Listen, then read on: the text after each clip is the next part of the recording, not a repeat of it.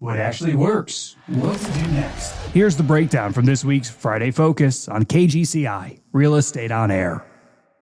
Welcome. I am your host, Carrie, and I am joined with a very special guest and colleague with eXp Realty, Jennifer Jones. And Jennifer has a massive team, not only just in the GTA, but I feel like you cover Central Ontario all the way down to Southern Ontario.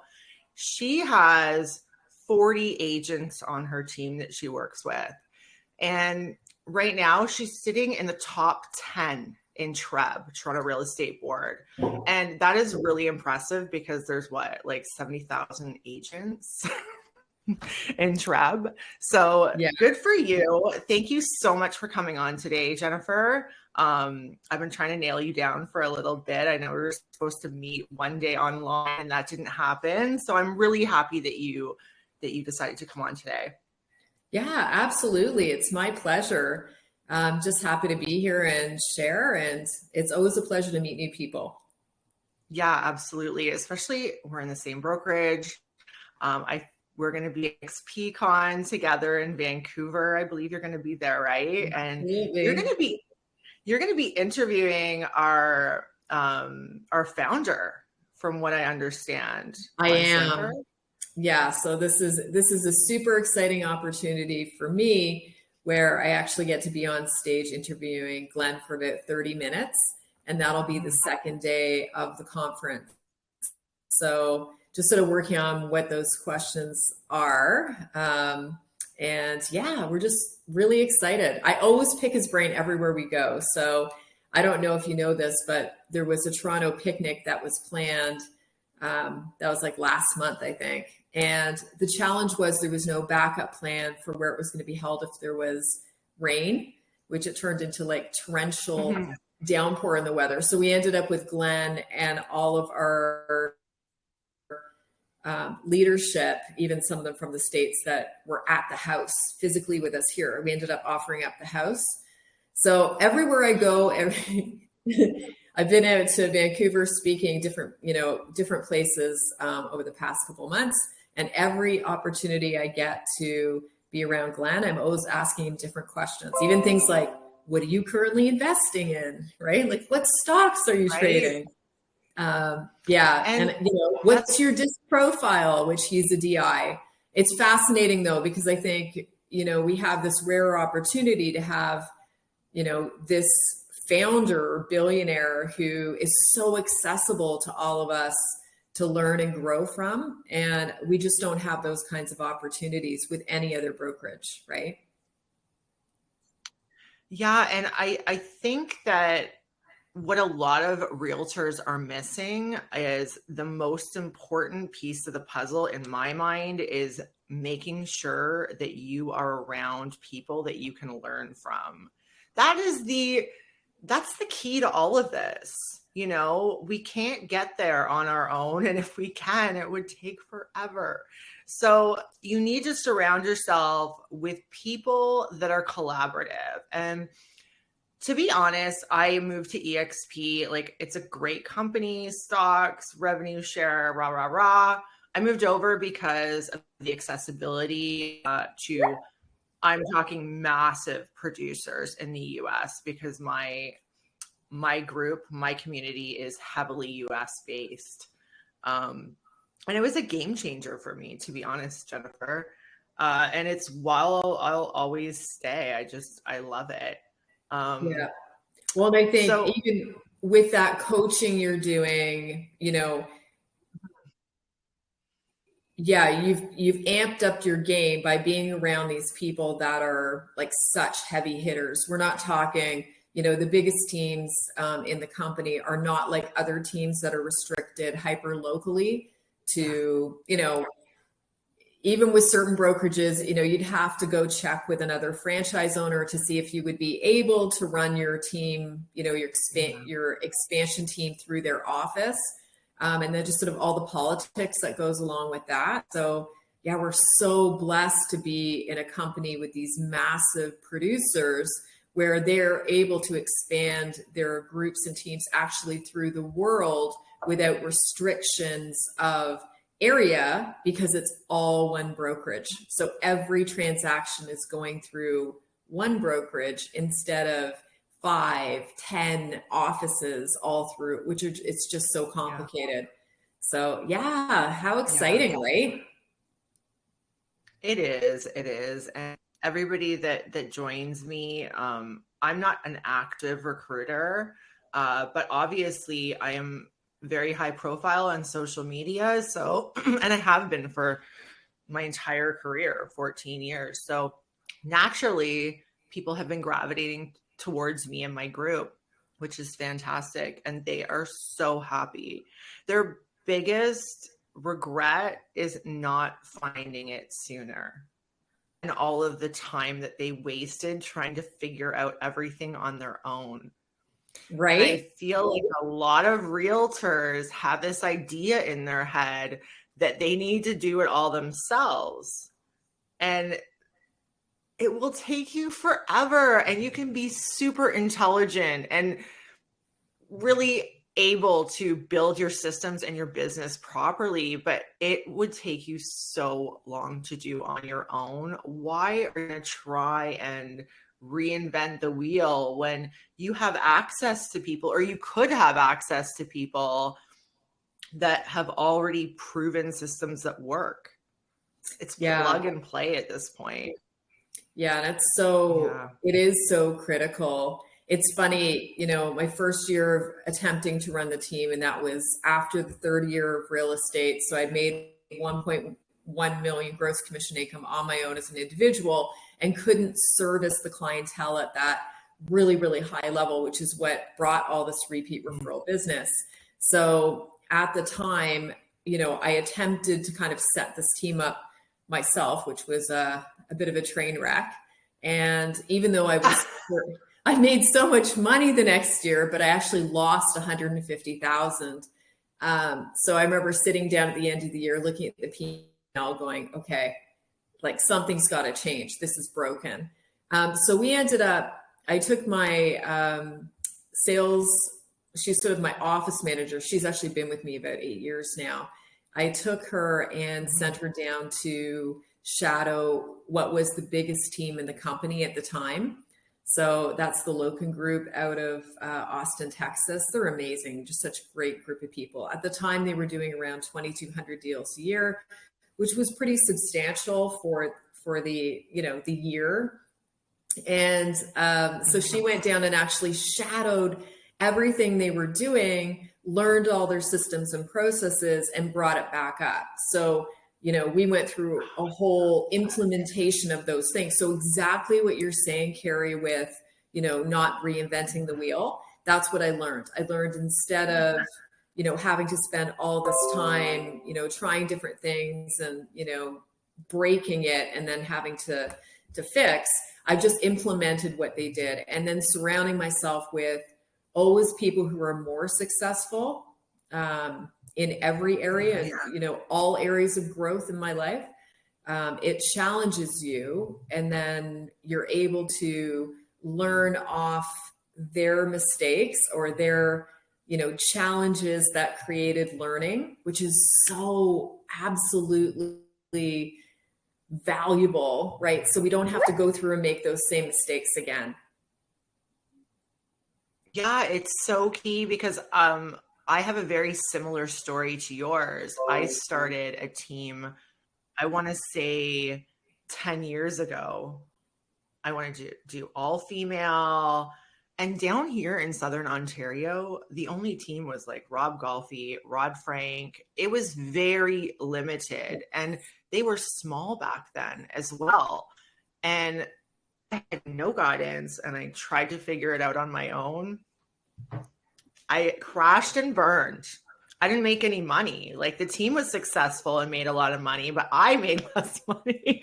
So I'm just like, I'm done. I did it for 4 years, and then I'm like, I can't. I was shifting my business anyways.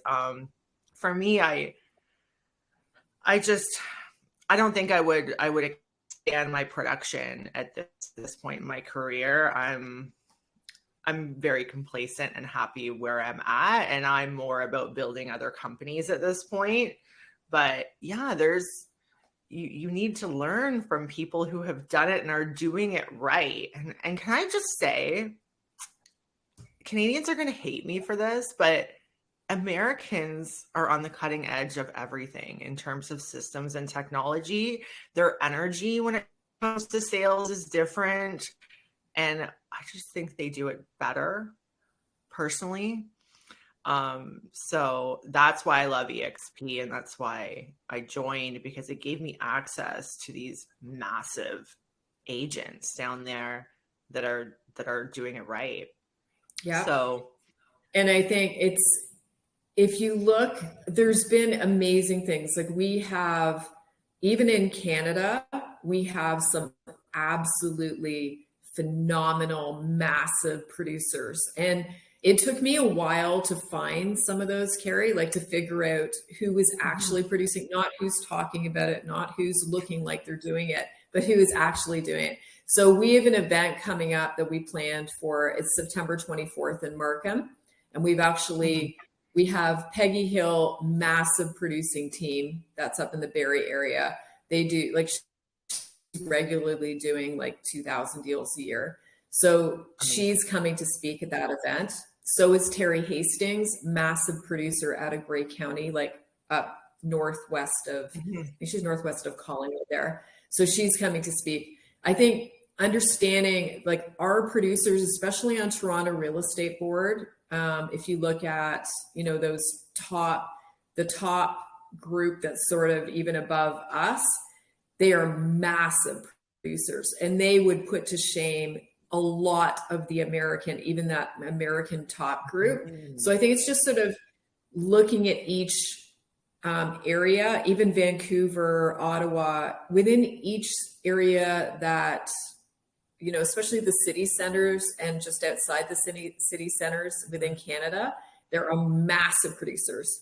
And I think also focusing on, if you're a woman, the importance of like, how as women do we sell? What kind of programs are we buying into to learn from? Because I do feel that women have a slightly different way of selling, for the most part, than men do. So we tend to use a little more intuition, a little more relationship. And, you know, for me, it's that focus on like, how do we as top producing women help other women, you know, really move into those arenas? You know, even so going, you know, with the former company I was with, I was in Gary Keller's top producing 200. So we'd go down and go to Austin quarterly and sit in those groups. There's not a lot of women sitting in, you know, EXP's top 50 group at Summit in May. There was a handful of women in that group. And I just feel like women are, you know, not really just expressing themselves and becoming fully what they're meant to become. And I think that we have to put some focus on, how do we train these women? How do we mentor them into, you know, just being the powerhouses that we know they can be? So that's a big focus for me. Yeah. I love that. I really love that, because my personal experience, the first 10 years of real estate, I was operating with masculine energy. Okay. I'm saying, it's very unnatural. Yeah. The masculine energy is very hunt, kill, eat what you kill, go, go, go, go, go. It's very aggressive.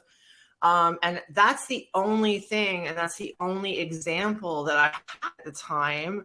And it made me my job after a while, because it's very unnatural for us as women to operate so in such masculine energy every single day. So once I'm like, okay, well, what is feminine energy? Feminine energy is nurturing and inviting and supporting instead of hunting and killing, right? So how do I apply this to my business so that I can be more fulfilled as a woman in this industry, but still be a contender? And that's when I shifted everything more over to social media and video content and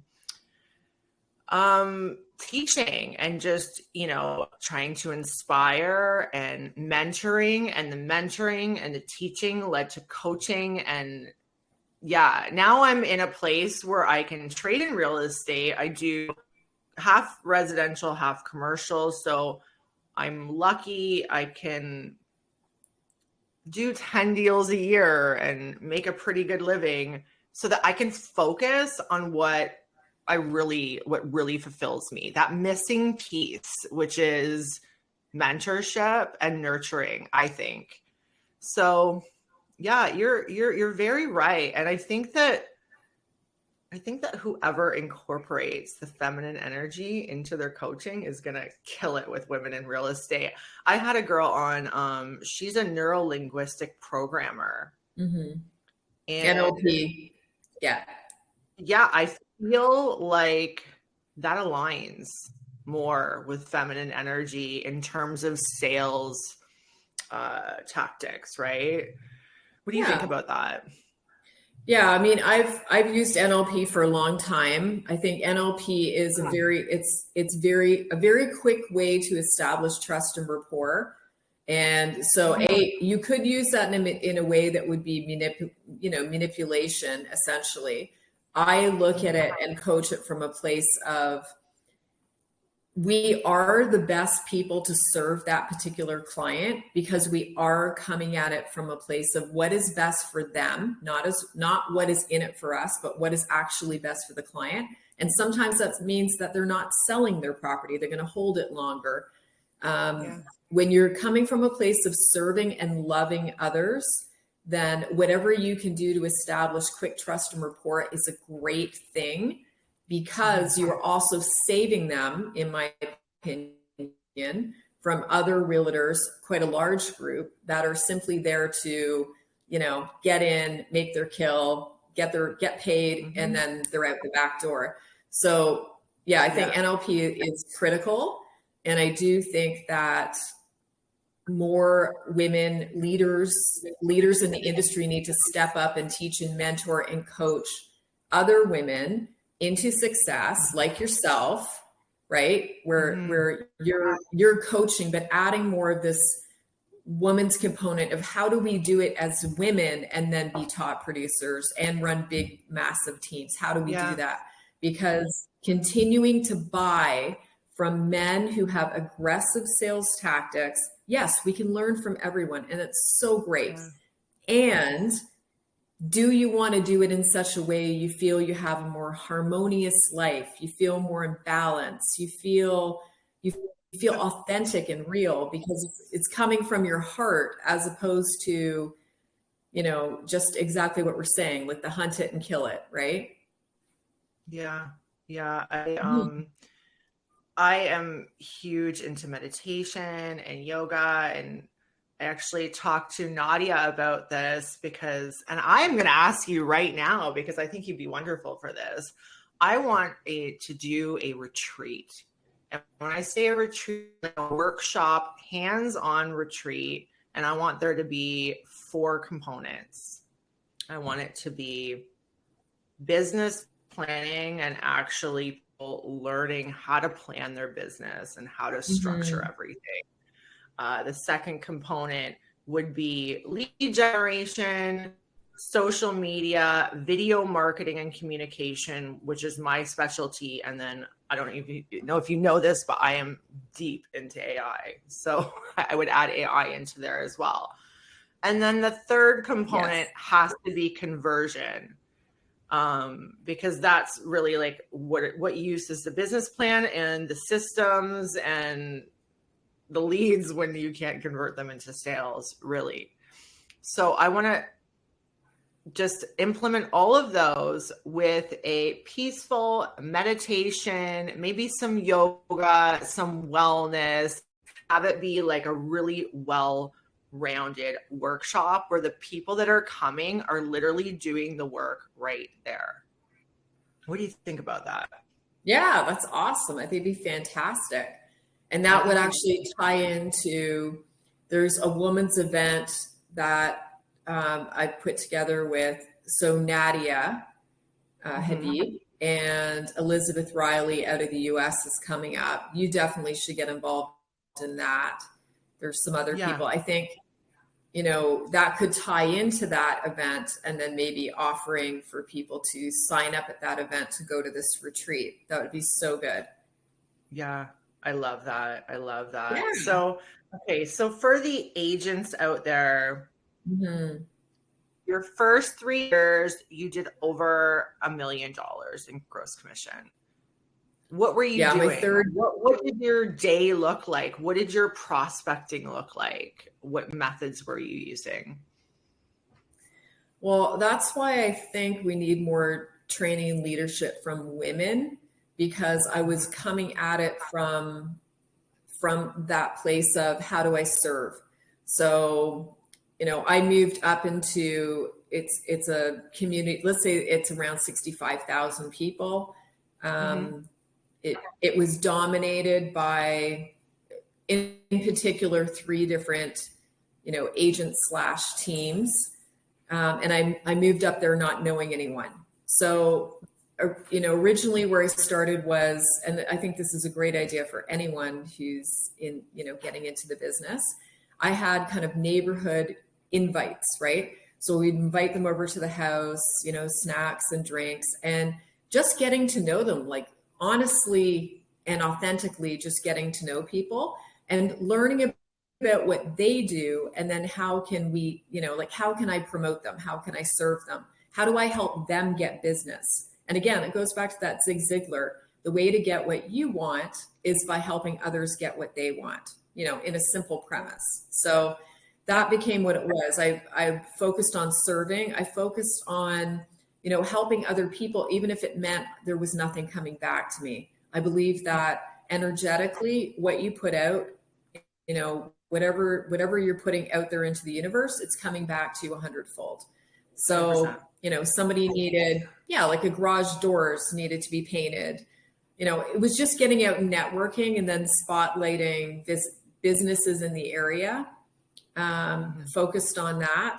And then, you know, what my elevator pitch was. So because my husband and I were, you know, buying properties, renovating and reselling, our focus became, you know, going into each property, I would look at it and say, all right, what are the cheap and cheerful things that we could do here to help, you know, A, get the client more money. We're going to net them more money. And, you know, B, it's probably going to sell quicker. So that became part of my pitch and what I was doing. That was ahead of its time. There weren't a lot of agents actually doing that 9 years ago. So, and I would do a lot of that physical labor myself, or, you know, recruiting my awesome, amazing husband into doing these things. So, you know, maybe we were painting a cottage, or we'd bring things in from the house and stage it. I feel like at the beginning, because you can't really afford to go and hire all these people to do things, you just have to do it yourself, right? Steam cleaning carpets, painting, cleaning things, gardening, whatever it's going to take to help them sell for more money. And by focusing on serving them, you will get repeat referral business by the truckloads.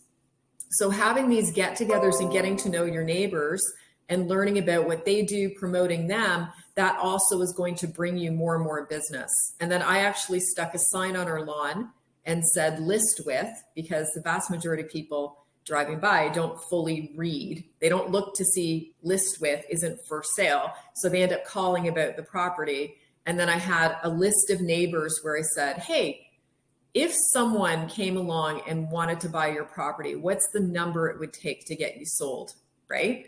And so they would give me a number. So I'd be able to call them up and say, hey, I have a couple people, and these are people that called my list with sign. And I'd say, oh, I'm sorry, that property is no longer available. I do have these other 2 off-market listings that you could take a look at. And that's how I kind of networked through the neighborhood.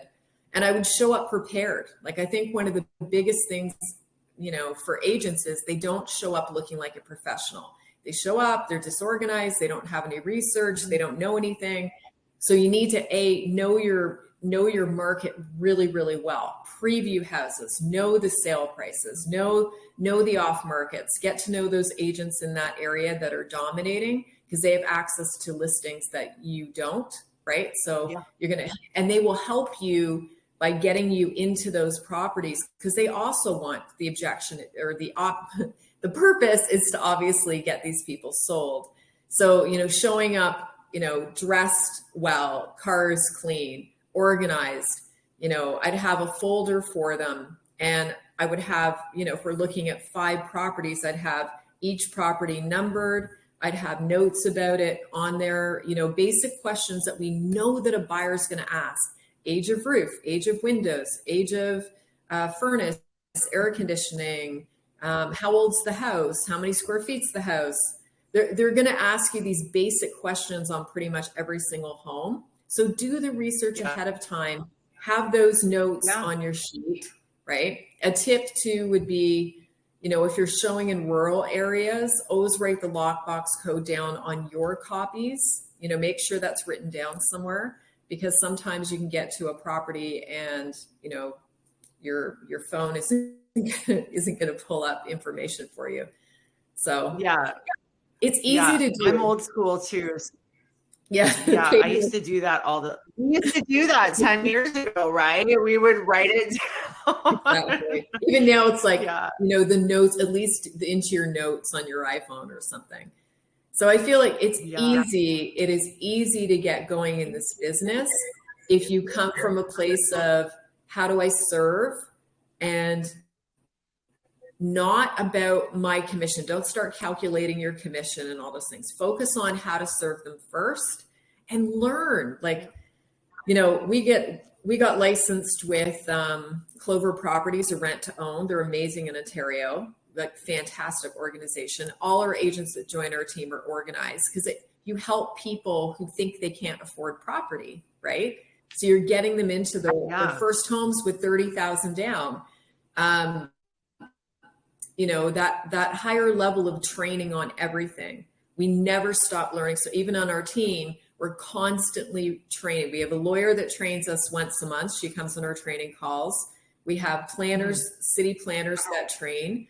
We have mold experts, septic inspectors, well inspectors, general inspectors, you name it. We are training on it constantly. So you want to be the expert. You've got to go work with contractors and watch what they're doing, learn the process of building, just learn about vacant land. How do I determine whether or not I can build on this?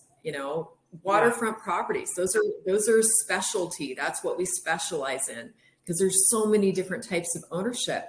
You have to be very careful when you're purchasing those properties for a client that you fully understand what it is they're buying and what you need to make sure of, like what are those checklist items, right? Yeah. It's easy, right, Carrie? Easy. Well, here's the thing. I'm fine that our industry has changed so much in the length of time I've been in the business. There are so many transactional agents. That's all that they think about is the transaction. And are you finding the same thing? It's really discouraging sometimes, which is probably why I'm just working off of my referrals at this point.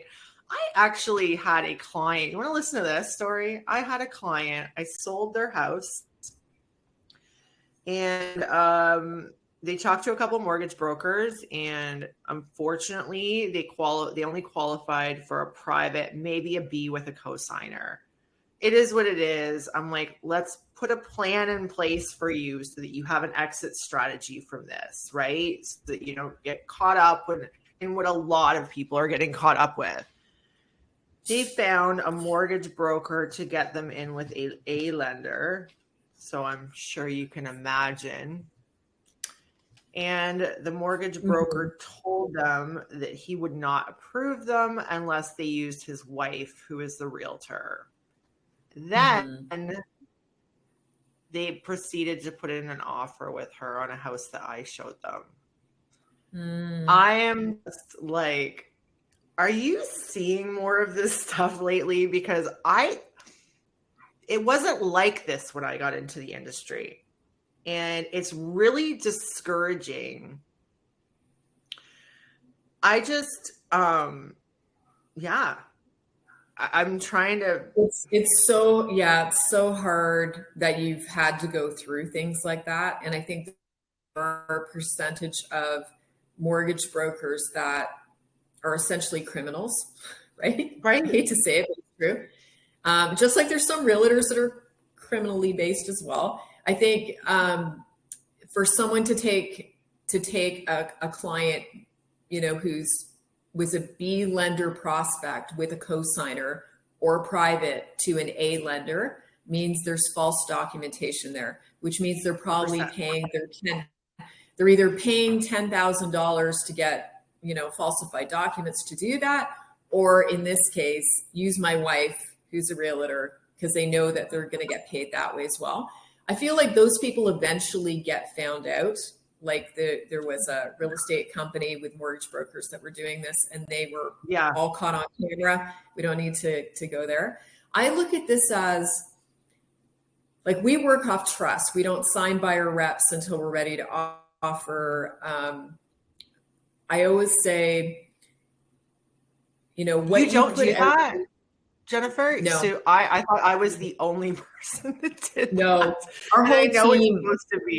I know it's supposed to be a rule, like get the BRA signed, but no. I'm not even showing you homes if I feel like that's something I need to do before I put an offer in. That's just my personal opinion. Yes, that's exactly right, Carrie. That's exactly right. That's the way people should be. We should be, focused on, if you function through your life and your world with integrity, and your word is your word is your bond, then we can make a deal on a handshake and I trust you. So we'll get clients that will actually say, hey, do you want me to sign anything? And we'll always say, you know what? No, we work off our word. That's good enough for us. So if we're going to put the time and the energy in and continue to serve you to a high level, then, we would be grateful for the opportunity to represent you as a realtor. But I think also by not signing something, it also keeps you sharp on your toes, and you do not become complacent. Because when a buyer's looking for property, if you were not on it, and if I'm not on it, I fully expect, if I didn't get back to someone for 4 hours or 6 hours and they're shopping in a price point that moves quickly, I'm going to fully expect, quite frankly, that they're going to call somebody else, because I would, right? Yeah. I want that high level of service. I want to have contact. So I always tell our realtors, listen, you can be out on appointments, watch your phone. If someone's calling, just say, hey, I'm in an appointment right now. I'll give you a call back at 4:00, and then set the reminder in your phone right away. Make sure that you've set the reminder to make sure that you're doing that. Yeah. And then with the bonus of the team is, oh, hey guys, I need information on that property. I'm out showing. Who can send me the details? And they'll send it. You need someone to go show the property because, there's only 2 hours left till offer presentation, and the client just saw it, like just saw the listing. Then we'll put it into the group and say, who can go show this property in 1 hour in this town, this location? And someone always puts their hand up to say, yeah, I got it. No problem. So I think you have to focus. If you want to do well in real estate, you have to feel a sense of urgency. And if you're not someone that naturally feels that sense of urgency, you're going to have to find a way to, create strategies around your world so that you start to feel the sense of urgency for other people. Yes, 100%. Because if they did lose a house that they really would have loved and would have been perfect and sold at a great price, you can understand why the client would want to fire you. I would do exactly the same thing. So, absolutely. Yeah. So I think, just not approaching this from, I'm getting into real estate and I'm going to work less. It's going to be a part-time job. Sure. Like you could do that over time, but not at the beginning. Yeah. At the beginning, you're building a business like any other business. And Carrie, you build businesses, right? Absolutely. Yeah. So you're right. What does it take? You're 100% right. When I was building my real estate business, and for the clients that I do take, I don't take a lot of buyers. I'm a listing agent at this point, but when I do have like my friends and my family as buyers, they can call me at 9:00 at night to talk about a property that they saw. I am lucky because I didn't have kids and I just got married last year. Yeah. So my entire career was the focus of my life because I made real estate my life. I talked about it everywhere I went. I didn't hang out with people unless I could do business with them. I know that sounds a little bit harsh to some, but like, that's what I believe. I don't care what anybody thinks. And that's how I operated. Like business comes first. You need to be available for people. This is a huge purchase. And that's another reason why I have a very strong opinion about part-time agents. I don't think there's any room for them in this industry. I think that it can be detrimental to their friends and family that they work with when they lose out on homes because they're not familiar with the market because they're not boots on the ground. And I have a very strong opinion about that. And that's why, is because you need to be available and you need to know what's going on every single day. And, we go through ups and downs in the market, but we always come back to a market where it's imperative that you get into a house within 2 hours of your client showing interest in it. It will always come back. So you may not need to adjust your time schedule and your focus now because things are moving a little bit slower. Do it now because there's going to come a time you won't have a choice, right? Yeah, that's right. And I think I agree. I think agents that intend to be part-time forever, this is not the industry for you. Because the market is like a living organism that's constantly changing day to day, week to week. A sale that happened last night could be super relevant to a list price I put on a property today. Mm-hmm. I think it's important to, if you're part-time, to work towards becoming a full-time agent.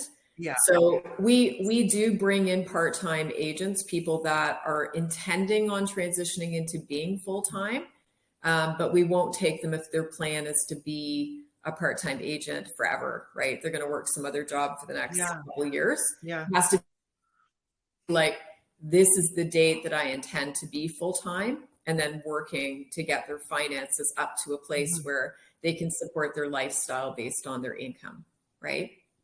Yeah, absolutely. And like, it is a living organism that's changing every day. And that actually, and I think that's why I'm so comfortable in the coaching space, because I coach social media at a high level, like video creation, video communication, and now AI. And it is literally changing every single day. There's updates. And you need, like any industry, you need to be on top of the newest, the cutting edge. You need to know what you're doing, And how do you do that at part-time? If you go on a team and you're a part-time agent, that's fine because you have a team to support you. If that team is okay with you being part-time and is made up of a lot of part-time agents, I've seen that before. Their purpose is to support each other when the other is off. And that's like having a full-time agent. But being an independent part-time agent, you are doing a major disservice to anybody's home that you list. Like, look at how quickly our market changed I don't know about where you are, but down here, it was literally a matter of 1 week last spring where everything changed. And how do you list a home without knowing what just happened the day before and the day before that? Like, you're doing a major disservice to your clients at that point. So I urge any part-time realtors, like, try to get full-time, this is, you want to do the best job, even if you're just working for your family and you're okay. You have a real job and you're just doing transactions for your family. You don't know what the hell's going on. What are you doing? No, exactly. Like, as a buyer, they could lose out on a great property because you don't know the trends in the market right now and what's happening with offers. Because that could be different today than it was 2 months ago, the last time you did a transaction.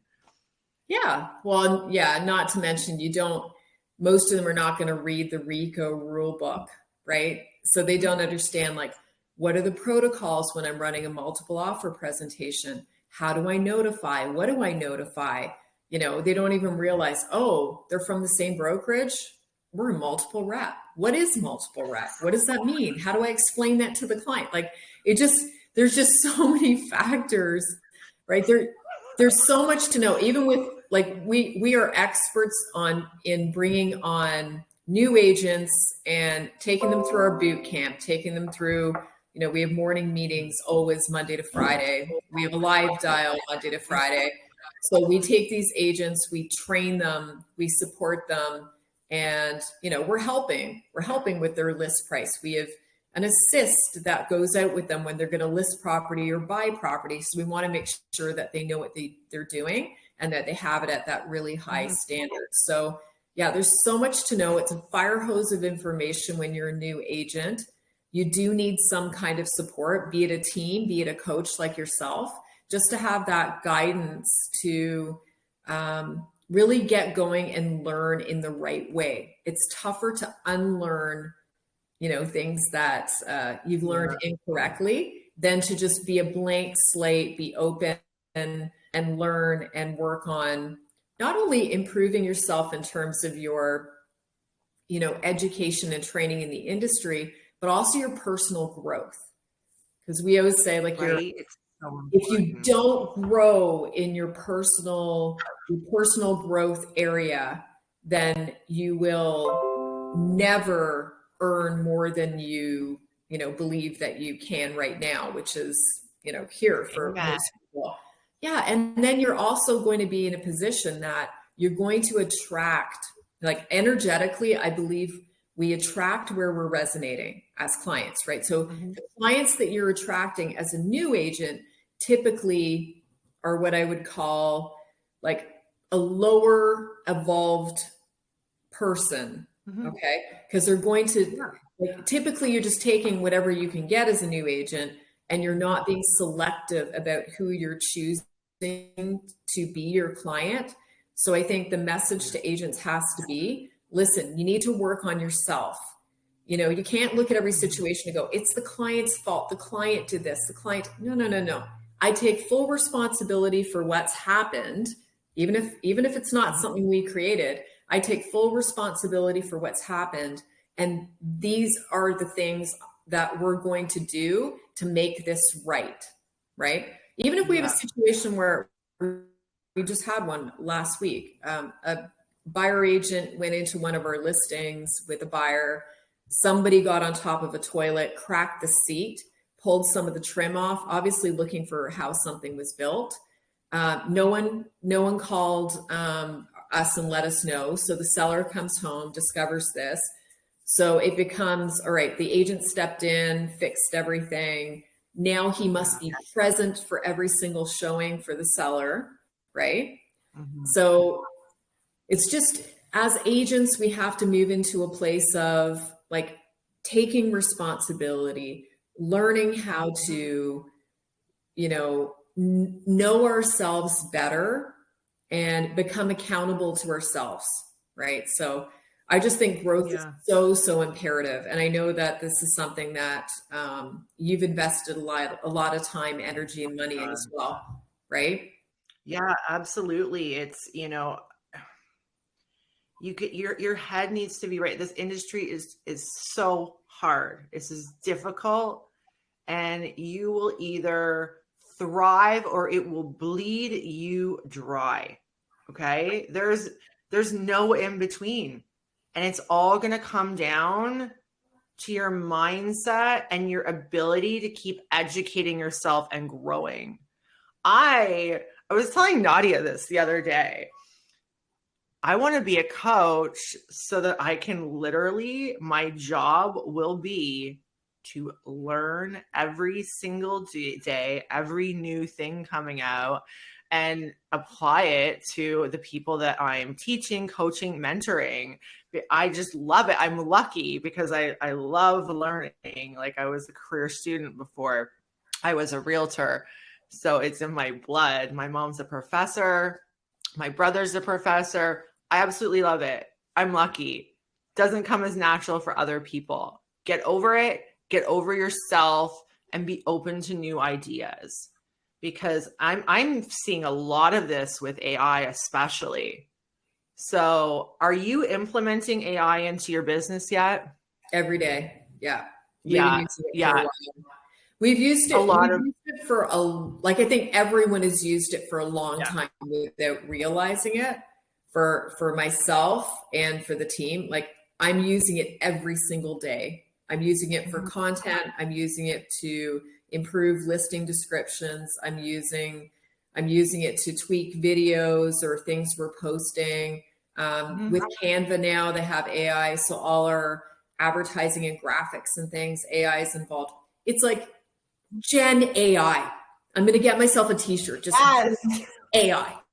That's a hat, right? I'm like half AI right now. It's saving me so much time. Oh, how about you? I'm deep. I'm creating an app right now using AI. My next step is to create a customized AI powered chatbot for all of my lead management. Not that I'm even doing lead generation, but like, these are things that I want to learn and become an expert at so I can offer this to everybody that works with me. And the biggest, so I could share, I'm going to send you a Google Drive, a Google Doc of literally the best AI tools. There's so many of them. And if you have any questions, just call me. Some are Chrome extensions, some aren't. But yeah, what I'm coming across is there's a lot of people. Like, I had a meeting with a big brokerage. I'm negotiating with them right now for them to purchase my program for like a lot of their agents. And the one manager is like, Carrie, you are fascinating, but you are scary, because I am so into this. And if you are of a different generation who never even got on board with social media, can you imagine how intimidating this must be for them? But yeah, it's just, you don't need to be an expert at it, but you need to have access to an expert, if that makes sense. Absolutely. Yeah. And I think that's probably true of everything, right? You don't need to be an expert in anything. You just have to have the right people that are experts in those areas to give you sort of those like 3 main key things to focus on and implement today so that you change your business going forward. Yeah. And I'm polite and kind to AI. I figure if at some point in the future it takes over and starts to run the world, I don't swear at it. I don't say mean things. I say please and thank you. Me too. Right? I know there's a lot of people terrified to use it because they're afraid, but people were afraid of the internet, right? Yeah. When it first came out. Anything new, there's always this resistance. And I feel like if you're one of those agents right now with AI, you take it, you implement it, you take the tools that Carrie has and just do it. Then if we fast forward 5-10 years from now, the people that had that head start and, were already implementing are going to have a leg up. It's like, Coke being the first brand out there, right? Yeah. You need to be a real brand. Yeah. Look at social media. So the way I describe it, agents understand they need to start using social media. However, if you look at the real estate influencers in social media, because I am one of them, we've Yes. all been on social media for at least 10 years and using it well.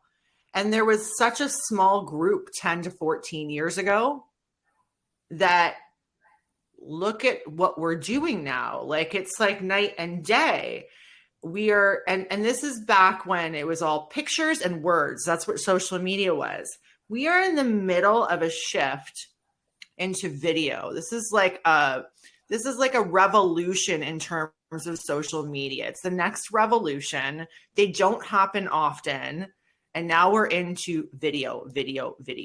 And we're still at the beginning. We're a few years into it, but there's still time to learn it and get involved now. Or do you want to be that agent in 10 years starting to do video and realizing that you missed the boat? Like now is the time to freaking do it, people.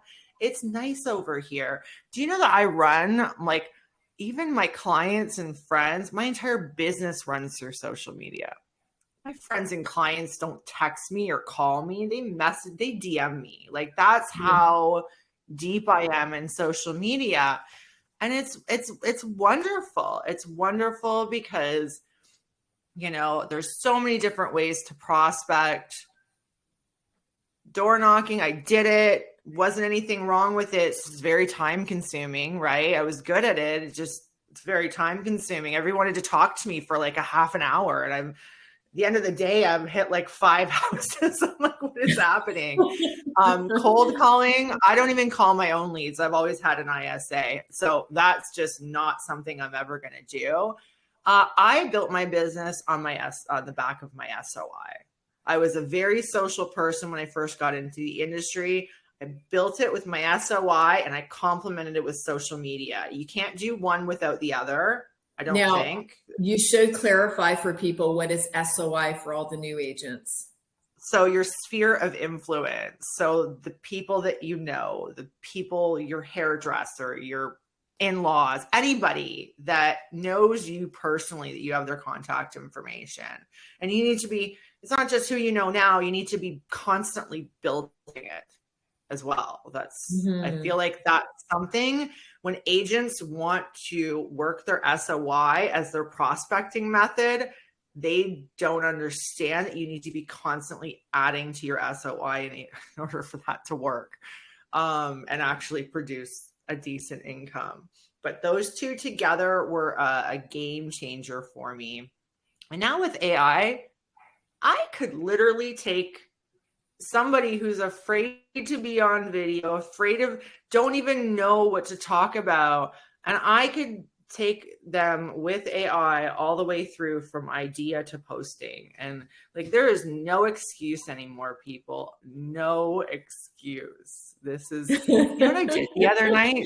So the other night, ChatGPT, I'm sure you know this, ChatGPT is very, there's a formula you need. There's ways to optimize it. And it's a game changer. I created a confidentiality and non-compete contract because I couldn't get a hold of my lawyer and I needed it within a couple of hours. I created it. He finally called me back. I shot it off to him and he's like, is this perfect? This is perfect. Do you want a job? And, you know, there's just so many ways that you can enhance your business with it. And yes. I'm so happy to hear that you use it on the daily because I think more agents need to hear that, you know, this isn't a big scary thing. This is going to enhance you. It enhance your business. Yes, it'd be so awesome. Yeah, and I think we should get you out to our event if you're not booked for the 24th of September and get you on stage talking about using AI in business, like in the real estate business, if you're open to that. Yeah, I'm open to that for sure. I'm going to be out at EXPCon. I'm speaking about social media there. Amazing. So we should definitely have dinner or something the night before, get together at some point. Yeah, let's do it. Yeah, it's been so amazing talking to you. And honestly, I feel like you're the first woman that I've met personally in Canada that has such a large team. And I love this. I am all about this. I am going to teach you all the AI.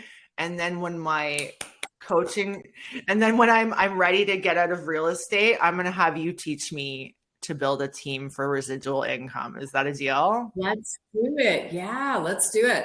Yeah, and I think you're going to love meeting a couple of those women we have up on stage on September 24th, men too. But for you, the women, like meeting Peggy Hill and Terry Hastings those are big powerhouse women. You're going to love them. I am there. I am there. Thank you Let's so much, Jennifer, for coming on. Thank you. I'm sure that the realtors listening to this are going to get so much out of this conversation. So I really, really appreciate you coming on and sharing, insights into the business and into having a team with them. Yeah. And I want to do this again at some point. Yeah, no, I'm so grateful for the opportunity and thank you. I loved connecting, and we'll get you on stage September 24th in Markham. We're going to be putting out a link. We'll be putting together a little ad for that in the next week. And then, we'll roll it out. And anyone that wants to come see you on stage as well, this is going to be amazing. So good. All right. Thank you so much, Jennifer. Thank you.